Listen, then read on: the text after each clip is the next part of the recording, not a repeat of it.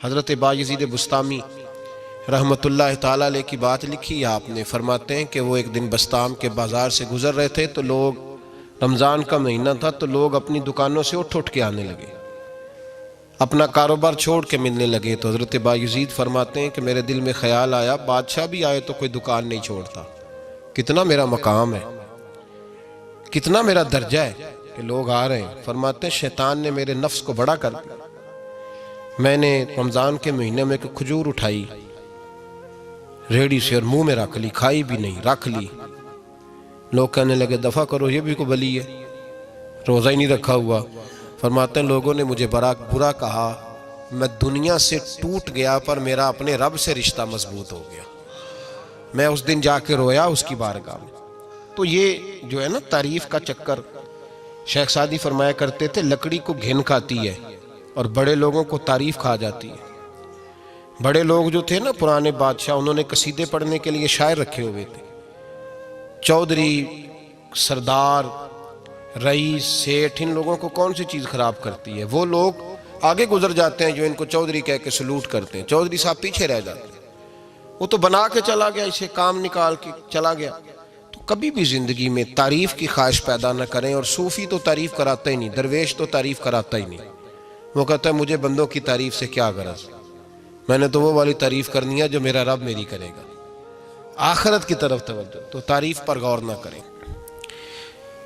تعریف کی خواہش نہ کریں، لیکن ایک بات ضرور دل میں پیدا کریں، یہ ضرور سوچیں کہ اچھے بندے اور مخلص لوگ، شریف لوگ آپ کے بارے میں رائے کیا رکھتے ہیں، یہ ذہن ضرور بنائیں۔ مخلص جو آپ سے مخلص ہے، مخلص لوگ، اچھے لوگ، شریف لوگ آپ کے بارے میں کیا رائے رکھتے ہیں، اس رائے کا خیال رکھنا بھی دین کا حصہ ہے۔ حضرت عمر فاروق رضی اللہ تعالیٰ عنہ فرماتے میں کھڑا تھا، یہ بخاری شریف میں حدیث ہے، فرماتے میں کھڑا تھا نبی پاک صلی اللہ علیہ وسلم کی بارگاہ میں، تو ایک جنازہ گزرا۔ جنازہ جو اٹھانے والے تھے نا، وہ کہہ رہے تھے کہ یہ بڑا ہی اچھا انسان تھا، اس نے غریبوں کی خدمت کی، دین کی نوکری کی، لوگوں سے پیار کیا، ماں باپ، بہن بھائی، رشتہ دار، ہر ایک کے لیے اس کا رویہ اچھا تھا۔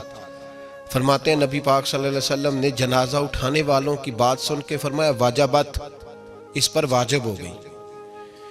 حضرت فاروق اعظم رضی اللہ تعالیٰ عنہ فرماتے ہیں تھوڑی دیر کے بعد ایک اور جنازہ گزرا، تو جنازہ اٹھانے والے کہہ رہے تھے بڑا شریر آدمی تھا، زبان کا برا، دھوکے باز، فراڈیا، بے ایمان، مال کھانے والا لوگوں کا، لوگ یہ باتیں کر رہے تھے۔ تو نبی پاک صلی اللہ علیہ وسلم نے فرمایا واجبت، اس پر بھی واجب ہو گئی۔ حضرت عمر کہتے ہیں جنازے گزر گئے دونوں، میں نے عرض کی یا رسول اللہ صلی اللہ علیہ وسلم، جس کو لوگ اچھے جملوں سے یاد کر رہے تھے اس پر بھی واجب ہو گئی، اور جس کو لوگ برے جملوں سے یاد کر رہے تھے اس پر بھی واجب ہو گئی۔ تو محبوب نے وہاں لفظ ارشاد، یہ بخاری کے لفظ ہے، فرمایا انتم شہداء اللہ فی الارض، فرمایا عمر تم لوگ زمین پر میرے اللہ کے گواہ ہو، تم لوگ، چونکہ اشارہ حضرت عمر کی طرف ہے تو اس سے مراد نیک لوگ، اس سے مراد پرہیزگار لوگ، اچھے لوگ، انتم شہداء اللہ فی الارض، تم لوگ زمین پر اللہ کے گواہ ہو۔ فرمایا جس کو جنازہ اٹھانے والے لوگوں نے کہا کہ یہ بندہ اچھا تھا، تو میں نے کہا واجبت، اس پر جنت واجب ہو گئی، اور جس کو جنازہ اٹھانے والے لوگوں نے کہا شریر تھا، برا تھا، نالائق تھا، تکلیف دیتا تھا، چونکہ تم زمین پر اللہ کے گواہ ہو، تو میں نے کہا واجبت، اس پر جہنم واجب ہو گئی۔ اپنے مخلصین کے بارے میں ضرور یہ خیال کریں کہ ان کی آپ کے بارے میں رائے کیا ہے، رائے، اچھے لوگوں کی رائے، ہمیشہ مخلصین کی رائے۔ ایک درویش نے ایک عجیب بات لکھی ہے، ہمارے یہاں کہا جاتا ہے نا زبان خلق کو نکارہ خدا سمجھو، اس سے مراد ہر آدمی کی رائے نہیں ہوتی، بہت سارے لوگ تو حسد میں آ کے بھی باتیں کرتے ہیں، ان کی رائے یہاں مقصود نہیں، مخلصین کی، خیر والے لوگوں کی، اچھے۔ کچھ لوگ تو ایسے ہوتے ہیں جن کی کسی کے بارے میں بھی رائے ٹھیک نہیں ہوتی، وہ جب بھی بات کرتے ہیں یا حسد کی بنیاد پہ کرتے ہیں یا بغض اور کینے کی، ان کی بات نہیں، لیکن باقی جو خیر والے لوگ، مثبت جو طبقہ ہے، جو اچھی سوچ کا حامل، وہ ہمیں پتہ ہوتا ہے کون سا بندہ کس طرح کا۔ ایک درویش کہتے ہیں کہ ایک دفعہ طوفان آ گیا ہماری بستی میں، تیز طوفان. تو ایک آدمی بہت بڑے درخت کے نیچے کھڑا تھا, تو ایک شخص نے اس کو کہا بھائی طوفان بڑا سخت آنے والا ہے, پتہ نہیں کیا بنے گا, گھر چلا جا. اس نے کہا میرا اللہ مجھے بچا لے گا. ایک اور بندہ دور سے دوڑا آیا, اس نے کہا بھائی تو شاید خیال نہیں کر پا رہا, طوفان آنے والا ہے بڑا سخت, بڑا تیز طوفان آنے والا ہے. ہاں تیز طوفان آئے گا, گھر چلا جا بچ جائے گا. اس نے کہا میرا اللہ بچائے گا. پھر ایک تیسرا شخص آیا جو اس سے پیار کرتا تھا, اس نے بھی یہی جملے کہا گھر لوٹ جا, طوفان تیز ہے, تو بچ جائے گا ورنہ پتہ نہیں کیا بنے گا. 3 لوگوں نے پیغام دیا, اس نے تیسرے کو بھی کہا میرا اللہ مجھے بچائے گا. اب وہ لوگ تو چلے گئے, اچانک طوفان تیز آیا, درخت کا ایک بہت بڑا حصہ ٹوٹا, موٹی لکڑی ٹوٹی اس کے سر پہ لگی, بندہ انتقال کر گیا. لوگ بحث کرنے لگے کہ اس کا تو یقین ہی بڑا کامل تھا, اس نے تو 3 دفعہ کہا تھا میرا اللہ مجھے بچائے گا, پھر مر کیسے گیا؟ تو وہ درویش اٹھے, وہ کہنے لگے وہ جو 3 پیغام اسے ملے تھے نا گھر چلے جا, وہ رب کی طرف سے ملے تھے. وہ جو 3 مخلصین نے اسے آ کے کہا تھا نا کہ بچ جا اس گلی سے, تو وہ بھی آواز قدرتی تھی, وہ بھی اسے اللہ. دیکھیں نا رب کریم کوئی زمین پر اتر کر سامنے کھڑے ہو کر تو کلام نہیں نہ کرتا, وہ کسی نہ کسی رنگ میں, کسی نہ کسی انداز میں اپنے بندوں کو کسی نہ کسی وسیلے سے پیغام دیتا ہے نا. تو وہ 3 پیغام جو آئے تھے تو اسے اس نے کیوں نہیں نکارا ہے خدا سمجھا, وہ گھر کیوں نہیں گیا؟ جب تیرا مخلص تجھے روز پیغام دیتا ہے کہ تو بچ جا اس گلی سے, تو اگر نہیں نہ بچتا تو پھر تو آواز قدرت پر لبیک نہیں کہہ رہا. اگر تیرا بڑا پیارا تجھے روز سمجھاتا ہے نا کہ یہ گلی چھوڑ دے, یہ تیرے والی نہیں, اور تو پھر بھی اسی گلی سے گزرتا ہے, تو پھر تو کچھ ایسی باتوں کو کچل رہا ہے جو تیرا بڑا نقصان کرے گا.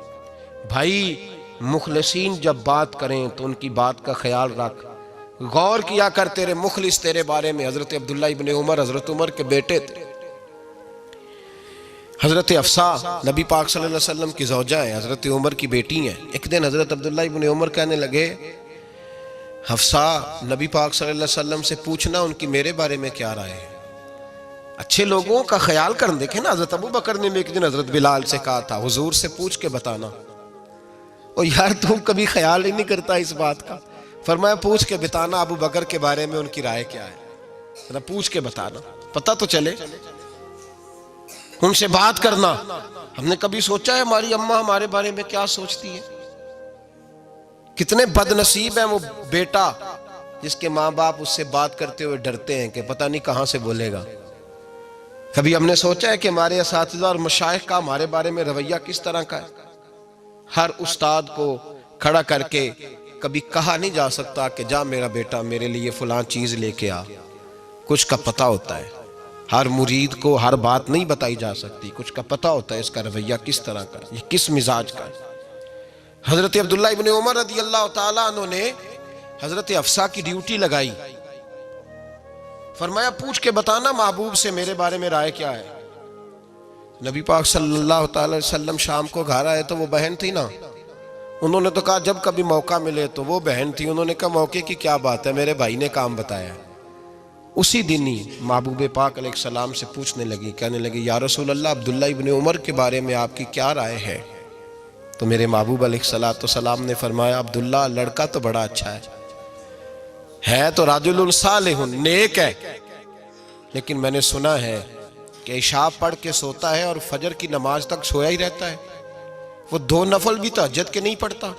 فرمایا یہ اس کی کمزوری مجھے پسند نہیں, یہ اس کا انداز مجھے بھلا نہیں لگتا, یہ خامی ہے اس کی کہ عشاء کے بعد غافلوں کی طرح بستر پہ لیٹتا ہے اور پھر فجر تک لیٹا ہی رہتا ہے. اس کو چاہیے کچھ وقت اٹھ کے رب کی عبادت بھی کرے. حضرت حفصہ کہتی ہے میں نے کہا کہ بھائی محبوب کہتے ہیں بندہ تو بڑا اچھا ہے پر فجر تک غافلوں کی طرح سویا رہتا ہے. رات پویتے بے دردانو نیند پیاری آوے, درد مندانو یاد سجن دی ستیاں میان جگاوے. اور ساون کی کالی راتوں میں جب بوندا باندی ہوتی ہے وہ راتوں کو اٹھ اٹھ روتے ہیں جب خلقت ساری سوتی.